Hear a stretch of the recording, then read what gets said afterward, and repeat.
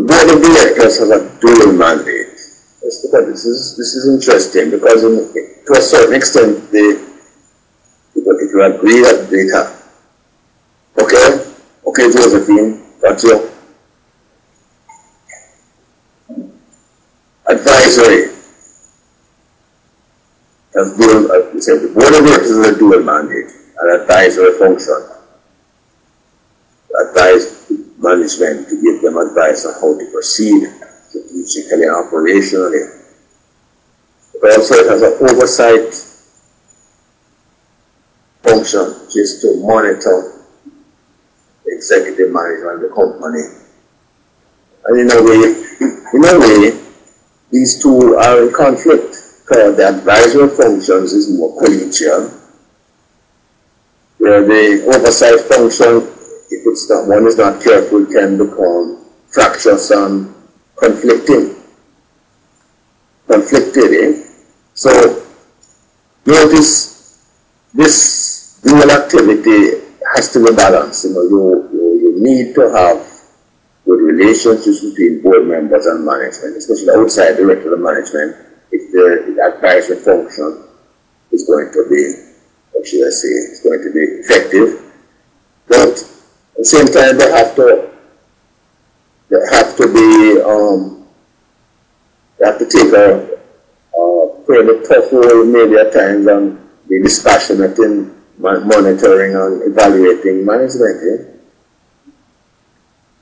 So the question is, the statement, second bullet says, effective board satisfy both functions, but we know it's not easy. So one might argue, how then does one, what are the characteristics and what are the factors that lead to effective boards? We'll talk about it as we go along. There's another aspect, another problem that a board can have, and instead of being advisory and oversight, it might want to manage management, which is not really the function of the board. And so therefore, how do we develop and have these collaborative but responsible, distinct responsibilities between board and manager? And especially, this is especially important for board members who are also executive management. They have who are they accountable to the board and shareholder or to their management, the management of the firm. So I just want to point out that this issue of the role of the board is important, and how do there's certain amount of conflicting responsibilities. The question is how do they balance them? How do they do them effectively? To my mind, a lot of board membership, being a board director, is less to do with functional capability and about more to do with wisdom and insight and understanding of human nature and issues as opposed to just knowledge. I hope a lot of all of you will become, if you are not, maybe you are board members now, but you become board members of a variety of organizations in the future. It can be very satisfying, it can also be very frustrating, it can be very stressful at times, but it's usually very satisfying.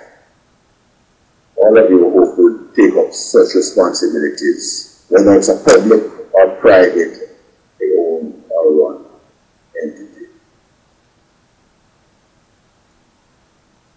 Okay.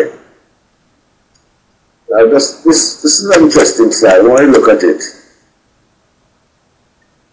Selected and okay. What qualifier might be useful? Some will also say certain levels of, also at certain levels of integrity and ethical standards.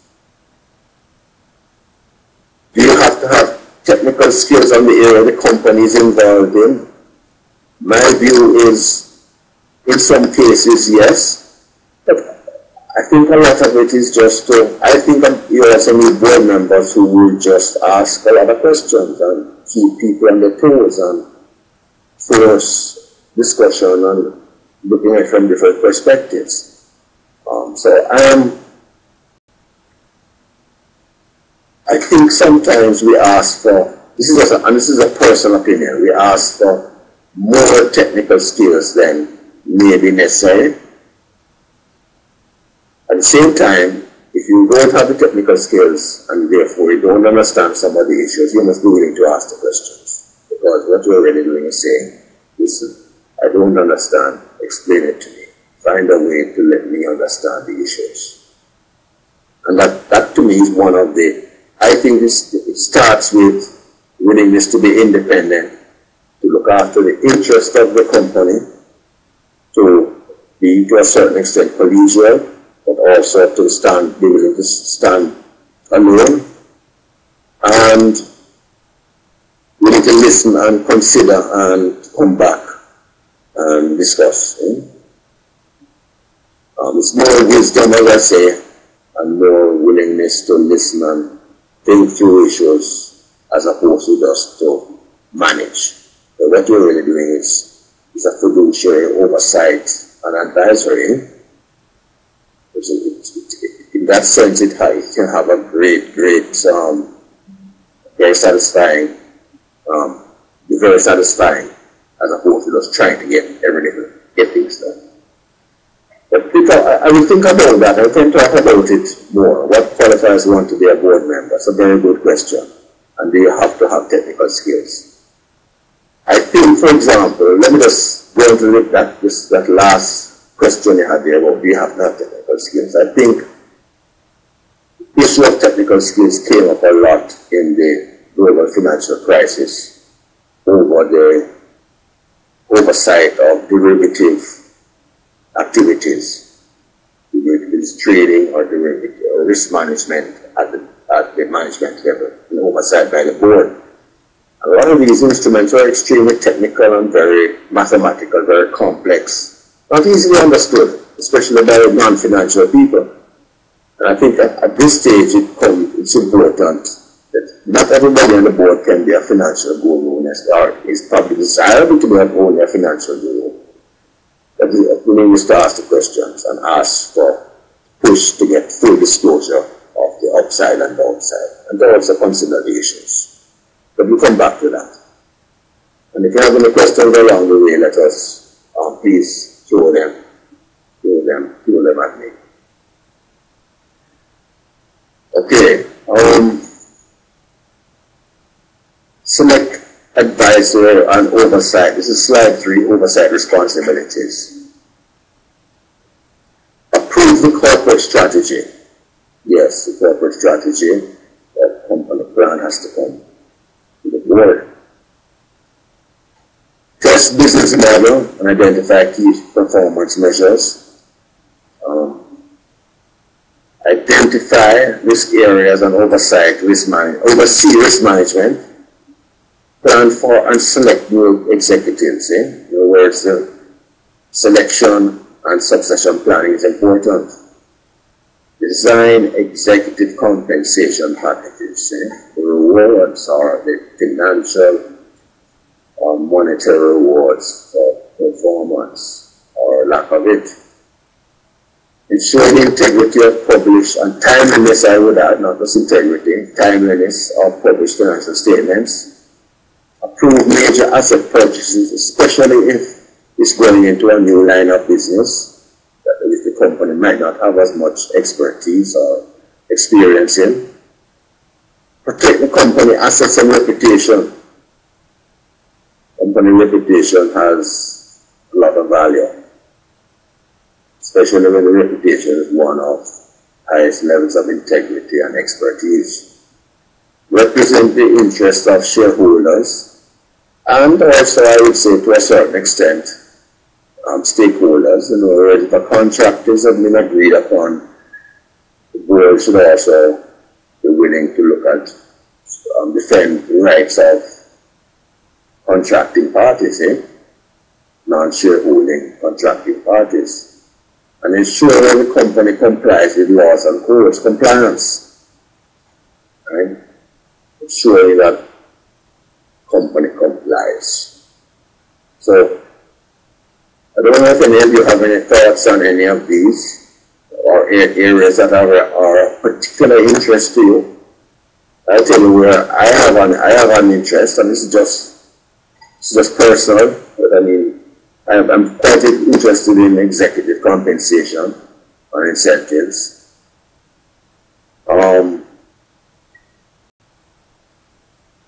Proving corporate strategy, which also implies to me understanding the corporate strategy, that's also of interest to me. And the issue of agency and, how should I say, representing the interests of shareholders and balancing out that off with stakeholders. I don't know if any of you have any other interests you would want to share with us.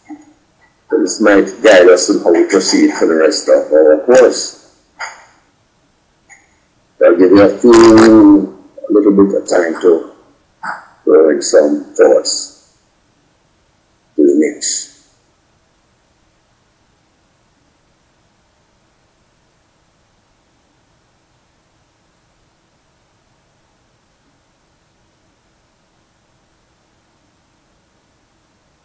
No takers?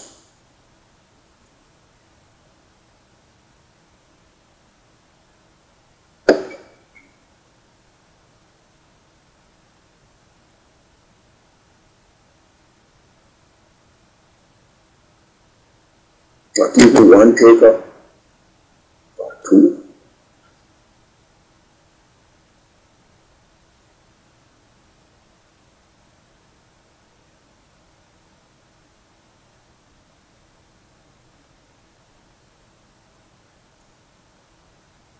All right, throw in your thoughts as we go along.